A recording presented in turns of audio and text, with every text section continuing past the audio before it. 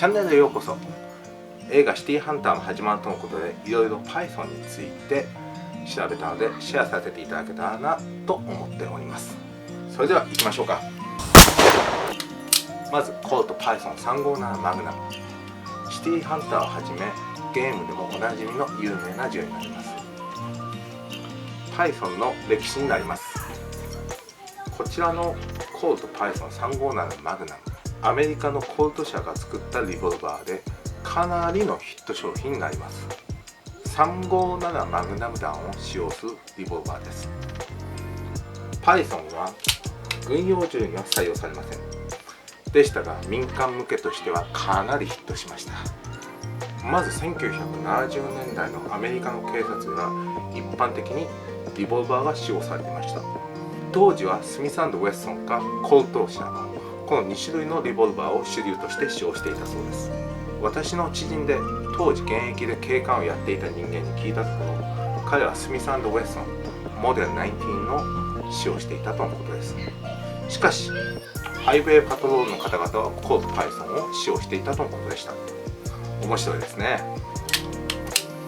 その後セミオートが主流になり、リボルバーがだんだん衰退していきます。現在では Python は非常にメジャーなリボルバーですが、当時は斬新なデザインということで注目されておりました。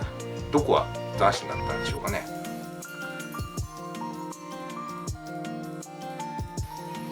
まず357マグナム弾、こちらは1930年代にスミス&ウェッソン社が38スペシャルを元に開発しました。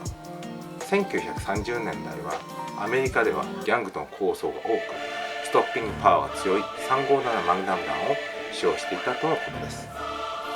そして撃ちやすさ、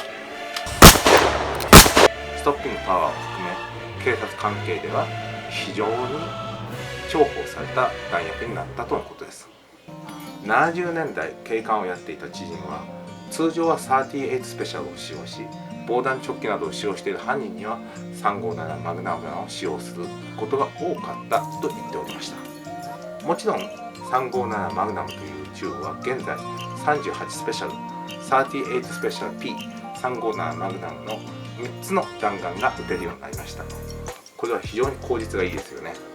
ちなみに日本のニュー南部、日本の警察のニュー南部ですね、こちらは38スペシャル専用のリボルバーになります。私が会社で製作している1911は45口径となり、弾薬は 45ACP という弾薬になります。45ACP の約 1.5 倍のストッピングパワーを持つのが357マグナム弾というやつですね。コルト Python は1955年に登場したリボルバーです。そして Python の特徴としてベンチレーテッドリブがあります。こちらですね、この上の部分です。よくショットガンなどについております。で、この仕組みはバレルを冷却するという効果があるとのことです。ですがリボルバーには意味がないとのことです。しかし Python についています。なぜだと思います？理由は簡単です。かっこいいからです。リボルバーはロマンなんです。ロマンです。はい、重量を測ってみましょう。1.15 1.15 キロですね。1キロちょっとですね。かなり重いですね。そして Python、 この Python はコルト社の高級リボルバーになります。 Python の通常モデルは6インチモデルになります。こちら4インチです。ウォーキングデッドのリックが使用していたやつですね。じゃあなぜ私は4インチを購入したのか。理由は簡単です。取り回しの良さと見た目です。スミス&ウェッソンモデル686というリボルバーがあるんですが、 Python に似ており、友人がそれの6インチを持っておりました。非常に重かったです。正直自分には合わないなと思ったきっかけです。もちろん彼は4インチも持っており、4インチの方はしっくりきました。リコイルは6インチの方が少ないんですが重いです。4インチはリコイルが強い分取り回しがいい。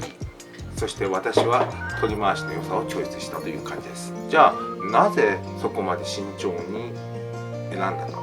それは Python の価格が1400ドルという感じです。現在のレートだと20万を超えます。 Python は高いんです。それでもヴィンテージ Python に比べれば安いです。そもそもリボルバーに20万をかける人間はあまりいないです。基本はセミオートが主流です。そしてポリマーガンが主流です。軽くて安くて弾も安い。なのでよほど好きでないと Python を所有する人間は個人的にはいないと思います。そういった意味で慎重に選びました。弾丸について357マグナム弾もかなりお高いです。1000発で現在640ドルくらいです。1発64セント、現在のレートで93円、約1発100円です。6発で600円、これはかなり高いです。一般的な 9mm 弾、こちら1発25セント、これは比較的安価ですね。なので皆さん 9mm 弾に移行するわけですね。軍とかも皆さん 9mm に移行するわけです。そして 38S スペシャル、38スペシャルも1発45セントです。これも 9mm 弾に比べると高いですよね。しかし何度も言います、 Python はロマンです。なので価格は度外視になります。さて歴史の話に戻りましょう。でその後セミオートが台頭していきます。リボルバーが衰退していくわけです。そして2005年、残念ながら Python は生産終了となりました。しかし再度復活しました。イエーイ。そしてその際に特にトリガー部分がかなり良くなったと個人的には思います。ヴィンテージの Python は個人的な感想になりますが、ダブルアクションの時に引っかかりを感じました。そのため当時 Python のバレルとスミス&ウェッソンの本体をくっつけてスマイソンというモデルが出たんです。しかし今回の Python、スマイソンに近いかもしれないです。感覚的に言いますと。そして耐久性も上がったためガンガンマグナム弾を撃っても心配ないです。経済的にはきつい、辛い。それでもやはりロマンが重要です。なので私は今後も Python を使用していこうと思います。とこれが今回私がリサーチした、Python の歴史になります。次回の動画、こちらは今度はコード Python357 マグナムトリックショットをやっていこうと思います。ということでですね、この動画よろしければチャンネル登録、高評価、そしてコメントしていただける方大好きです。はい。それでは来週また。Stay tuned。